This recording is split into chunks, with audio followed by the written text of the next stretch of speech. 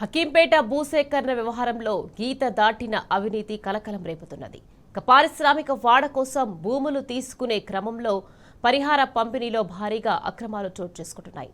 నకిలీ రైతుల పేర్లతో పరిహారం మళ్లింపు, ప్రభుత్వ భూముల విస్తీర్ణాన్ని రాత్రికి రాత్రే పెంచడం, పునరావాస కాలనీలో అదనపు ప్లాట్ల కేటాయింపు వంటి ఆరోపణలు తెరపైకి వచ్చాయి.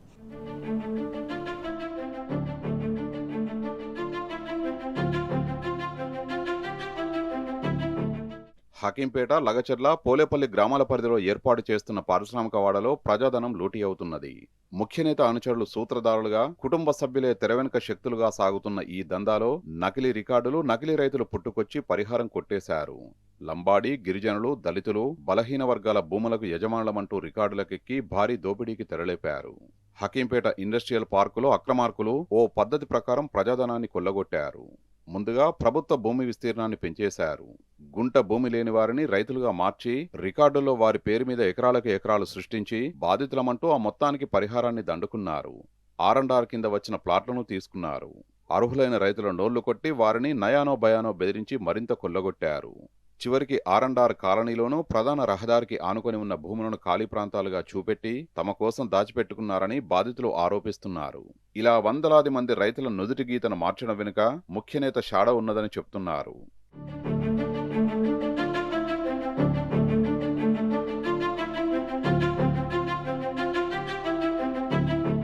కొడంగల్ నియోజకవర్గంలోని దుద్యాల మండలంలో ఫార్మా విలేజ్ ఏర్పాటు చేయాలని ప్రభుత్వం గతంలో భావించగా లగచర్లలో చేసిన దమనకాండ జాతీయ స్థాయిలో వివాదమైంది. దీంతో ఫార్మా విలేజ్ను పారిశ్రామిక వాడగా మార్చింది. ఇందుకోసం హకీంపేట, లగచర్ల, పోలేపల్లి గ్రామాల పరిధిలో సుమారు 1368 ఎకరాల భూముల్ని సేకరించింది. హకీంపేట గ్రామ పరిధిలోని సర్వే నంబర్ 252లో సుమారు 219.21 ఎకరాల భూమి ఉన్నది. ఇందులో 197 ఎకరాలు సాగులో ఉండగా మిగతా 22.24 ఎకరాలు మిగులు భూమి. ఈ భూములకు సంబంధించిన సుమారు 166 మంది రైతులకు ఎప్పటినుంచో పట్టాలున్నాయి. 2003-4లో 6 రైతులు దరఖాస్తు చేసుకోగా వారికి ప్రభుత్వం అసైన్డ్ పట్టాలిచ్చింది. ఇక్కడే అసలు కథ మొదలైంది. సర్వే నెంబర్ 252లో 219.21 ఎకరాలు మాత్రమే భూమి ఉండగా ప్రభుత్వం ఏకంగా 351.10 ఎకరాలు సేకరిస్తున్నామంటూ నోటిఫికేషన్ జారీ చేసింది. అంటే సర్వే నెంబర్లో ఉన్న భూమి కన్నా ఏకంగా 132 ఎకరాల విస్తీర్ణం పెరిగింది. ఈ విస్తీర్ణానికి ప్రభుత్వం పరిహారం పంపిణీ చేసింది. అక్కడితో ఆగకుండా ఏళ్లుగా సాగు చేసుకుంటున్న రైతుల విస్తీర్ణాన్ని రాత్రికి రాత్రే తగ్గించేసి ఆ మొత్తాన్ని బినామీల పేర్ల మీదకి ఎక్కించినట్లు ఆరోపణలున్నాయి. మొత్తంగా 150 ఎకరాల వరకు గోల్మాల్ జరిగిందని చెప్తున్నారు. దీని వెనుక బిగ్ షాడో ఉన్నట్లు ఆరోపణలు వినిపిస్తున్నాయి.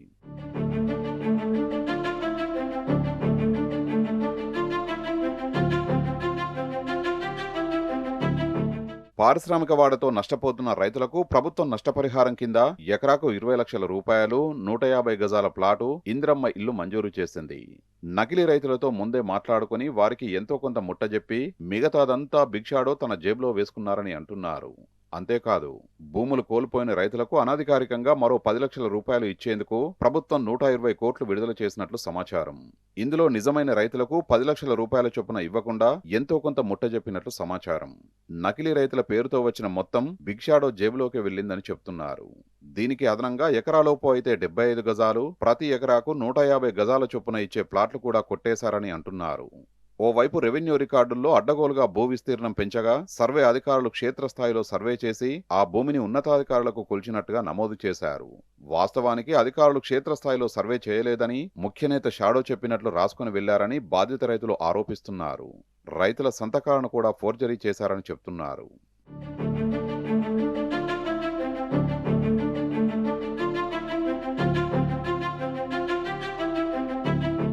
పారిశ్రామికవాడ పేరుతో సేకరించిన భూముల్లో భారీ ఎత్తున అక్రమాలు జరిగాయని, దీనిపై విచారణ జరపాలని కోరుతూ మాజీ ఎమ్మెల్యే పట్నం నరేందర్ రెడ్డి లోకాయుక్తను ఆశ్రయించారు. ఈ వ్యవహారంపై సాక్ష్యాధారాలతో సహా లోకాయుక్తకు ఫిర్యాదు చేసి విచారణ చేపట్టి బాధితులకు న్యాయం చేయాలని కోరారు.